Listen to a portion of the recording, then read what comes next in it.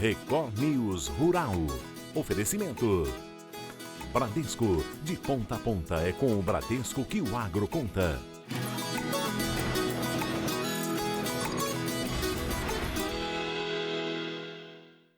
Oi, bom dia para você. O Record News Rural está no ar. Produtores do Vale do Rio do Peixe, em Santa Catarina, estão apostando na produção de tomate. A safra é capaz de abastecer os mercados regionais com mais facilidade, além de ser uma boa fonte de renda para o agricultor.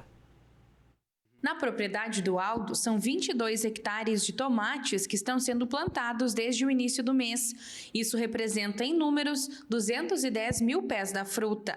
Produtor da cultura há mais de 30 anos, acredita que os cuidados no manejo e na época do plantio são essenciais para uma safra boa. Meados de abril, por aí, porque a nossa região é região fria. Daí já vem geada, né? Não dá para transplantar muito cedo. Mais do que depois do dia 15 de setembro, antes é perigoso dar geada. Então, e lá no final também, lá em mês de abril, também dá geada. Então, o nosso aqui é período mais curto, a cama é curta. O tomate cultivado pelo Aldo é transportado por uma empresa que vende para todo o Brasil. A expectativa do produtor é de uma boa safra, com frutas de qualidade distribuídas no mercado nacional. Essa variedade ela produz bem, né? Uns anos para cá a gente está trabalhando com uma expectativa de 500 caixas por mil. Isso significa meia caixa por planta, né? Então aqui 200 mil pés, eu planto todo ano 200, 210, 220, depende o pedaço da área que a gente vai estar manuseando, né? Mas eu produzo todo ano acima de 100 mil caixas. Para o pesquisador da Epagre, existem dois grandes aspectos que favorecem a produtividade do tomate no meio oeste. O clima, ele pelos cenários, pelas previsões, está se mostrando um ano de menos chuva, de menos precipitação, e associado com isso, então, nós temos maior radiação solar, menos eventos de granizo, então isso é um aspecto muito importante. O outro aspecto, e isso tem mudado muito na nossa região, é a adoção do porta-enxerto nos nossos cultivos. Isso dá maior segurança, maior estabilidade, e a maior parte desses porta-enxertos são de vigor. Então as plantas são mais vigorosas, elas tendem a florescer mais, frutificar mais, ter frutos maiores, de maior calibre e de maior qualidade. Santa Catarina tem mais de 1.700 hectares de área plantada do fruto. Só a região do Alto Vale do Rio do Peixe é responsável por mais de 1.000, produzindo cerca de 77 mil toneladas por safra. Caçador e Lebon Regis juntos somam mais de 950 hectares de área plantada. Os dois municípios são destaque na produção. Por isso, é tão importante o cuidado com as pragas que podem surgir na plantação. Esse ano, como está sendo um pouco mais seco, o produtor tem que ficar muito atento ao trips. Trips é um pequeno inseto que ele vai sugando uma planta e após outra, e nesse ato aí de sugar a seiva, ele vai transmitir viroses, e a principal virose é o vira-cabeça, e ele determina a morte da planta. Então, planta com vira-cabeça não produz. A medida que o produtor tem que tomar é realmente fazer um controle efetivo dessa praga. 89 municípios de Goiás começaram o período de vazio sanitário da cultura do algodão esse fim de semana. A medida é importante para prevenir e controlar o bicudo do algodoeiro. Goiás é o quinto maior produtor de algodão do Brasil. Na safra 2023-2024, o estado produziu em média 61.675 toneladas da fibra. E pensando em manter a qualidade e a saúde no campo, livre de doenças, a região 4, que compreende 89 municípios, iniciou o período de vazio sanitário da cultura do algodoeiro esse final de semana. As demais regiões já obedecem o vazio, que é um período de ausência total de plantas cultivadas de algodão e plantas com risco fitossanitário para o bicudo do algodoeiro. Plantas voluntárias, tigueras ou guachas, e plantas rebrotadas, soqueiras, devem ser eliminadas. Restos da cultura na lavoura ou em instalações onde houve cultivo, armazenagem, beneficiamento, comércio ou industrialização da fibra, ou ainda derivados como caroço, devem ser inspecionados. O caroço do algodão é muito utilizado na alimentação animal de rebanhos bovinos. As demais regiões de cultivo já iniciaram o período do vazio sanitário em setembro e devem finalizar a medida a partir deste mês. No dia 26, o calendário de semeadura já se inicia para a região 1 do estado. A região 4 começa o plantio em 21 de janeiro. O retorno das chuvas trouxe a melhora das lavouras de café do Brasil. Com isso, o produto registrou um leve recuo. A melhora nas condições das lavouras brasileiras e o início da colheita da safra de café robusta no Vietnã pressionaram as cotações do café no mês de outubro, segundo dados divulgados pelo CPEA. O robusta tipo 6, peneira 13 acima, apresentou uma queda significativa de R$ 80,73 por saca de 60 quilos em comparação com o mês de setembro, fechando a média em R$ 1.416,72 por saca. Mesmo com essa redução, o valor registrado ainda representa o segundo maior preço mensal real da série histórica. Ainda segundo dados do CPEA, o retorno das chuvas trouxe melhora nas condições das lavouras do Brasil, o que também contribuiu para o cenário de queda nos preços do robusta por aqui. Já o café arábica seguiu com trajetória de alta em outubro, alcançando uma média de R$ 1.490,14 por saca para o arábica tipo 6, bebida dura. O valor representa um avanço de R$ 17,40 por saca em relação a setembro. Pesquisadores do CPEA associam esse movimento a uma oferta restrita no curto prazo, por conta do estado debilitado dos cafezais brasileiros. Apesar da boa florada recente, a produção da próxima safra pode sofrer limitações. O preço da tilápia vem se mantendo em queda e volta a valores comercializados lá em 2022. Em outubro, o preço da tilápia continuou caindo em quase todas as regiões, acompanhadas pelo CPEA, voltando a patamares observados em 2022. Os pesquisadores explicam que esse cenário é reflexo da oferta elevada de peixes e da baixa demanda. Diante da alta disponibilidade interna, as exportações brasileiras de tilápia aumentaram de forma expressiva. Dados da SECEX apontam que em outubro foram embarcadas 1.700 toneladas para o exterior, uma elevação de 8% em relação ao mês anterior. Em relação ao mesmo período de 2023, o volume quase dobrou. Um projeto escolar em Campos, no Rio de Janeiro, coloca os estudantes em contato com a natureza e ensina técnicas de agricultura. O cultivo de hortas virou sala de aula a céu aberto. Amoras colhidas direto do pé. Um espaço que antes era coberto por Mata Atlântica preserva um pouco do contato com a natureza. No Instituto Federal Fluminense, 370 árvores embelezam o campus Guarulhos. Os alunos têm acesso a 70 espécies de árvores frutíferas. Estes alunos são bolsistas do projeto de extensão Zara. Além de conviverem com um pomar no campus, eles têm um encontro diário num cantinho bem especial. Thalita cursa Engenharia Ambiental no IFE. Ex-aluna do Colégio Agrícola em Campos, onde teve o primeiro contato com o mundo das hortaliças, hoje usa o espaço no Instituto Federal Fluminense para repassar o conhecimento adquirido. Um dos tratos culturais importantes que a gente pode estar aplicando aqui é a rotação de cultura, que nada mais é a gente variar o tipo de plantação de um canteiro para o outro, para que assim possa ter mais dificuldade das pragas continuarem atacando, né? Sendo que agora tem uma outra cultura diferente, né? Graças à escola agrícola, né, eu tive uma bagagem muito boa de conhecimento. E aí, na época do vestibular, eu fiquei pesquisando, né, áreas que me interessavam e eu descobri o curso de Engenharia Ambiental aqui no IFE. Vi que era perto da minha casa, porque eu também sou de Guarulhos, e conheci o espaço e aí me apaixonei. O espaço verde, frequentado pelos alunos hoje, já foi um dia tomado por entulho. Essa situação incomodou a Raquel, que é administradora do Instituto e iniciou o projeto. Eles aprendem a mais respeito, né, à natureza, o hábito de cultivar, de ter seu próprio. Muitos deles levam mudas daqui e levam para casa e começaram as suas hortas. Também tem um lado da saúde mental. A gente já recebeu alunos aqui com ansiedade generalizada e depressão. E também temos 2 cursos na área de meio ambiente, o técnico em meio ambiente e a engenharia ambiental. E muitos utilizam a horta e o pomar para os seus próprios TCCs, para trabalhos de pesquisa. Virou um laboratório a céu aberto. Só foi ampliando. Os bolsistas são todos voluntários e o projeto não possui verba. O amor pelas plantas é o que move os alunos. A gente brinca, né, que é um laboratório a céu aberto. Então, assim, tudo que a gente aprende em sala de aula, a gente tem a oportunidade também de desenvolver dentro do nosso próprio campus. Mais 19 frigoríficos brasileiros receberam autorização para exportar carne para a África do Sul. Com isso, o total de estabelecimentos aqui do Brasil habilitados para exportar ao país africano chega a 28. O Brasil é o líder mundial na exportação de carnes. Em 2024, já foram mais de 7 bilhões de toneladas exportadas para o mundo todo.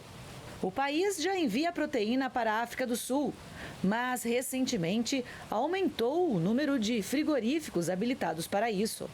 O Ministério da Agricultura e Pecuária confirmou na semana passada que 19 novos estabelecimentos estão aptos a exportar a carne brasileira para o mercado sul-africano.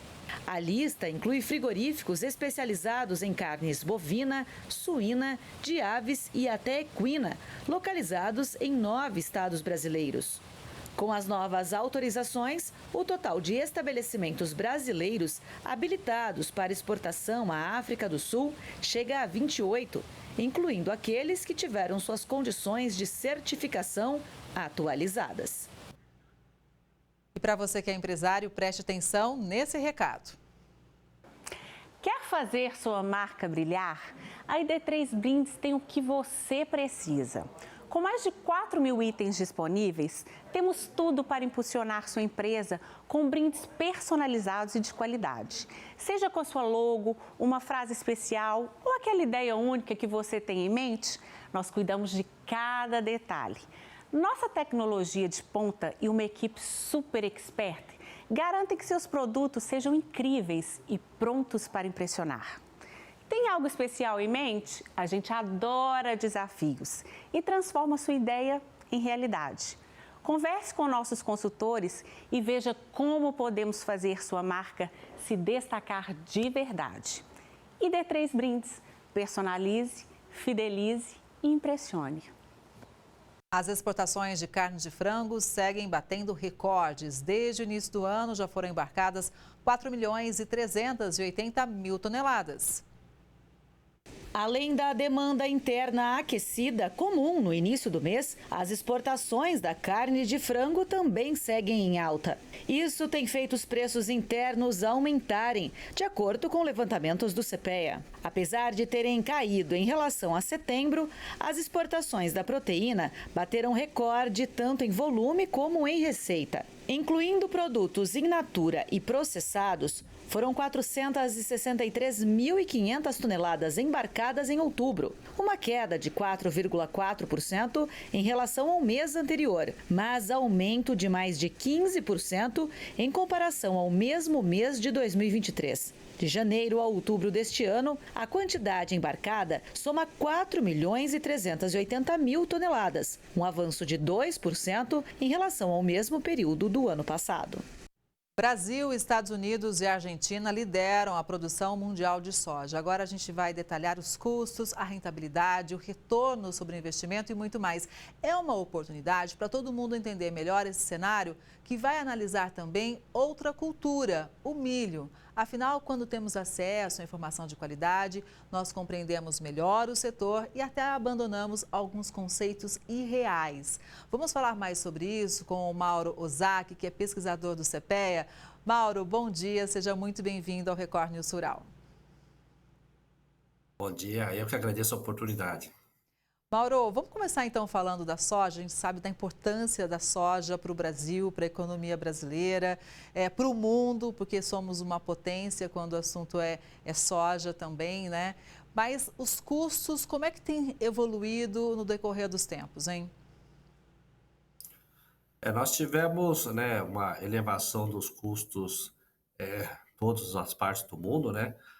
Em função, principalmente nas últimas 2 safras, uma por cada tonelada produzida em função da elevação dos preços dos fertilizantes, que foi isso de uma global e tendo impacto maior no ano de 22, quando a Rússia invade a Ucrânia, e depois, né, também em função das condições climáticas, né?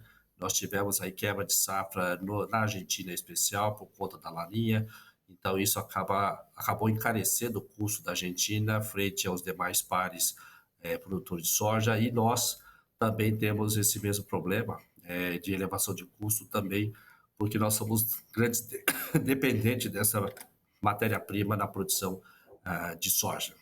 Pois é, mas com relação a custos, né? O produtor brasileiro, ele paga mais caro em relação aos demais concorrentes, Mauro?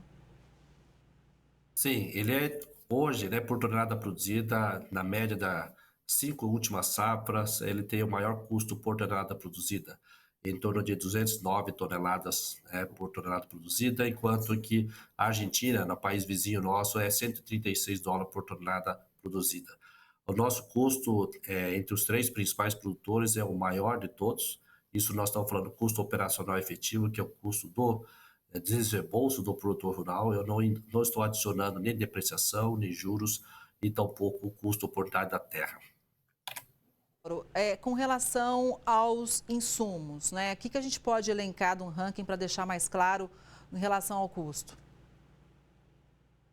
O que encarece, né, nosso custo, né, nós temos aí o insumos agrícolas de forma geral, que é um dos principais drivers aí no caso, que encarece, né, a composição de custo de produção.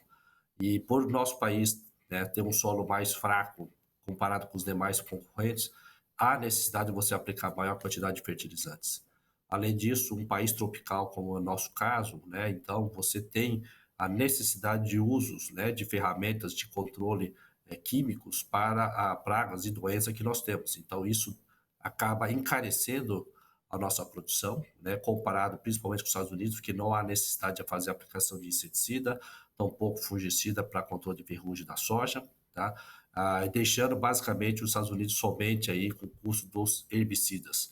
Na Argentina, você tem esse custo também, gasto com herbicidas, um pouco de inseticida e fungicida, mas muito mais barato que no Brasil.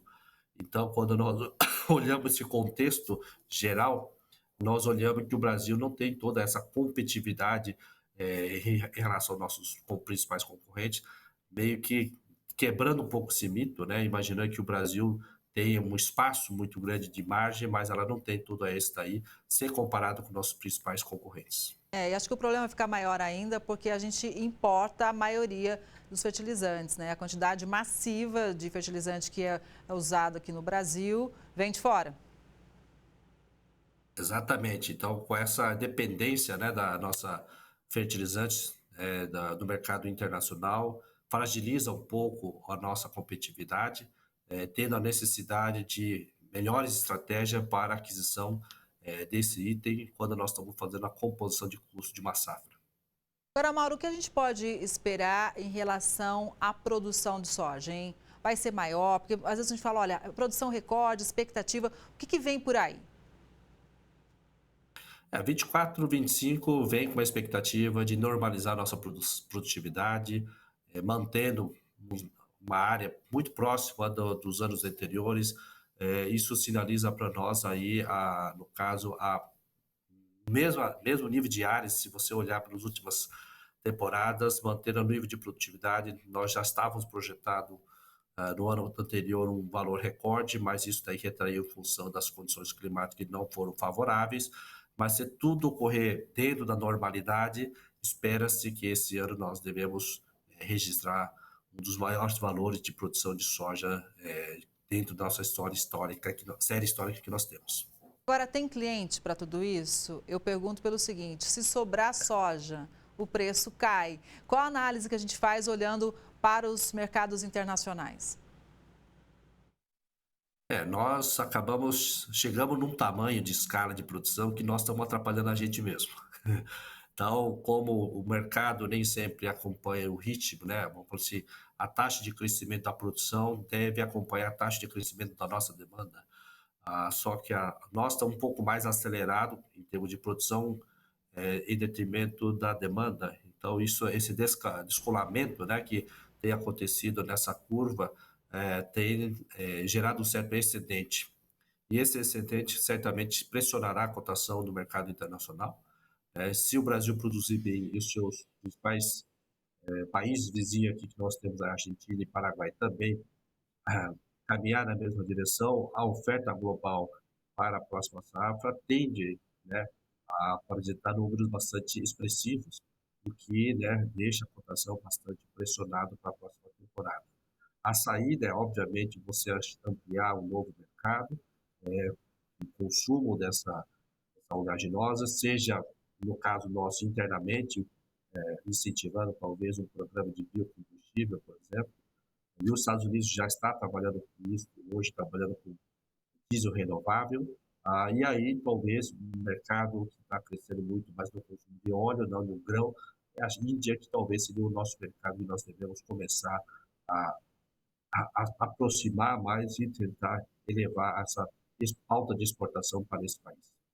Mauro, vamos fazer agora um raio-x sobre o milho. Vamos falar primeiro sobre os custos, né? Quais são os principais fatores e o que tem impactado o produtor brasileiro? O milho, se comparado, claro que o milho no sistema produtivo maior expressivo no Brasil é a segunda safra, um pouco diferente quando nós comparamos com os principais concorrentes, no caso dos Estados Unidos, no hemisfério norte. O hemisfério norte basicamente trabalha só com uma safra, nós temos a sorte de ter 2 até 3 safras aqui no Brasil, no caso do milho. Mas o forte nosso é a segunda safra, mesmo assim, produzindo um pouco menos em relação ao pessoal que produz na primeira safra, mas para cada tonelada produzida hoje, nós estamos trabalhando em torno de $117 por tonelada produzida, muito parecido com a Ucrânia hoje, tá? Mas a nossa custo por operacional efetivo por tonelada produzida é bastante superior à Argentina, que está em torno de 87 e 97 no caso dos Estados Unidos. Então, o que explica basicamente essa nossa menor competitividade diante dos nossos principais concorrentes aqui na América se deve ao nosso alto custo, da mesma forma que a soja, um custo elevado com gasto de fertilizantes, que é por conta das mesmas condições, mesmo a gente fixando o nitrogênio na soja, tendo a menor necessidade de aplicação de um nitrogênio complementar, aqui a gente ainda tem esse custo elevado.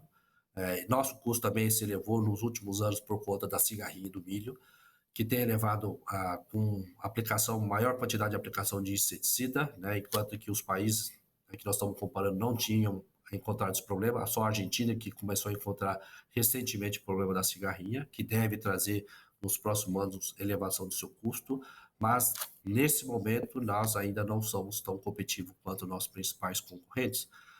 Se comparado com a Ucrânia se deve principalmente por conta do custo elevado da matéria-prima, país que se encontra em guerra, então todo o cenário é diferente, então começa a complicar um pouco a nossa análise, mas se atendo basicamente na América, nós dentro da América não somos mais concorrentes, não temos a mesma competitividade, ou nossa competitividade é menor se comparado com os Estados Unidos e Argentina.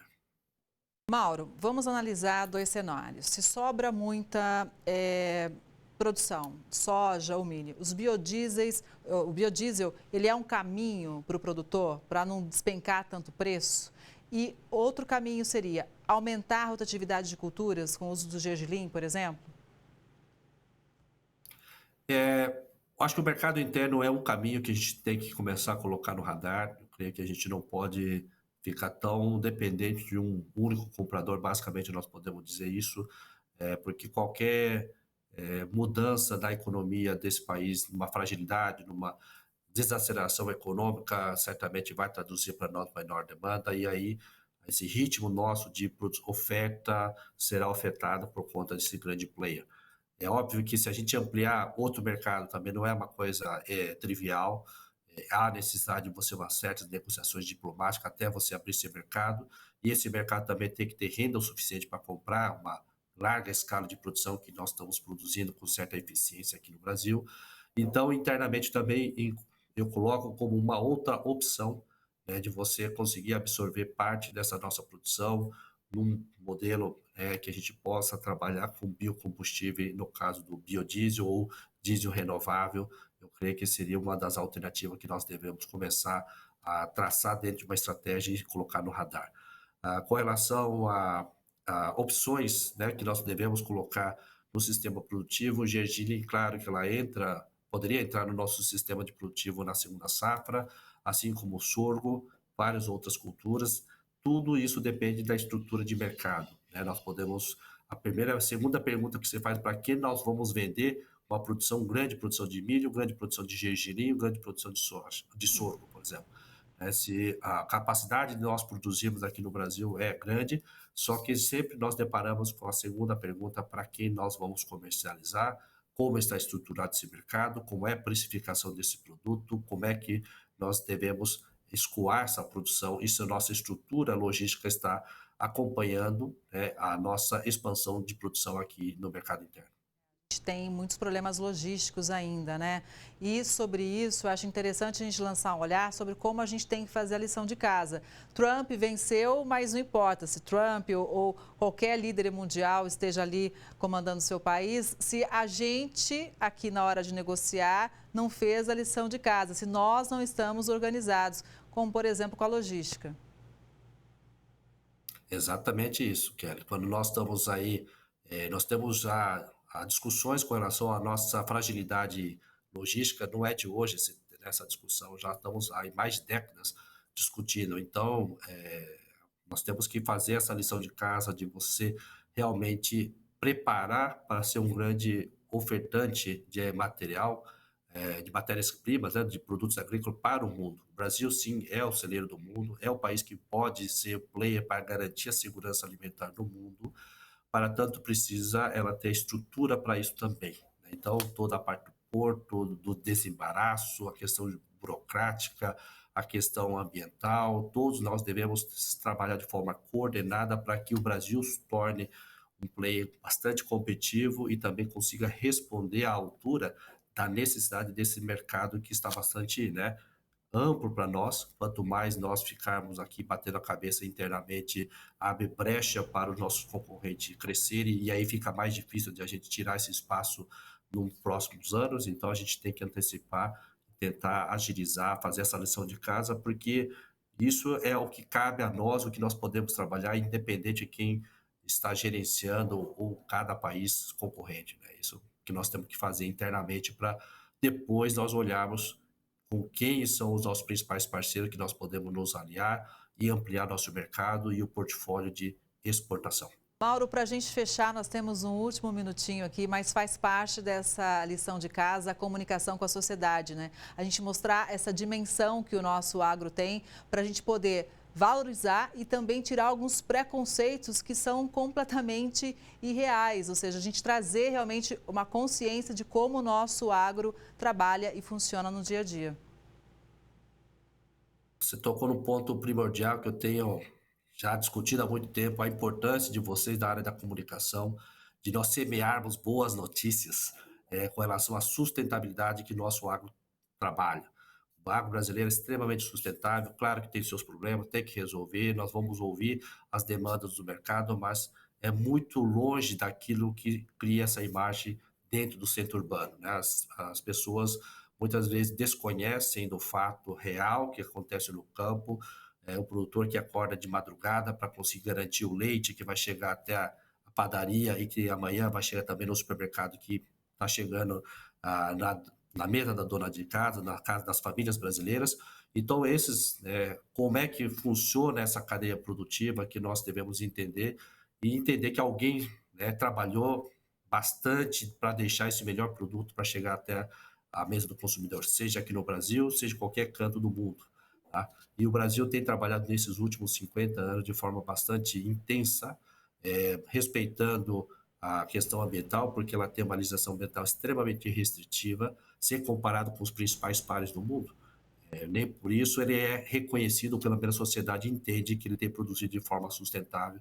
É uma barreira que nós temos que começar a quebrar, mostrar para a sociedade, a sociedade deve vir até os campos, rodar as lavouras, entender como é que funciona uma fazenda no dia a dia, porque é um dia bastante trabalhoso, intenso, e a gente gostaria que a sociedade enxergasse como parceiro e não como vilão. Exatamente. Mauro, agradeço demais pela sua entrevista, pela sua análise aqui. O CPEA é muito importante, é um parceiro, usamos as análises do CPEA aqui diariamente. Então, muito obrigada, um bom dia para você e até a próxima. Bom dia, muito obrigado. Estamos sempre à disposição para ajudar no jogo de ganha-ganha. Exatamente. Bom dia para você mais uma vez. E o Record News Rural de hoje vai ficando por aqui. Obrigada pela sua audiência. A gente se vê no próximo programa. Até lá.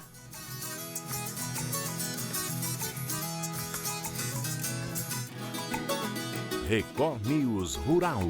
Oferecimento. Bradesco. De ponta a ponta é com o Bradesco que o agro conta.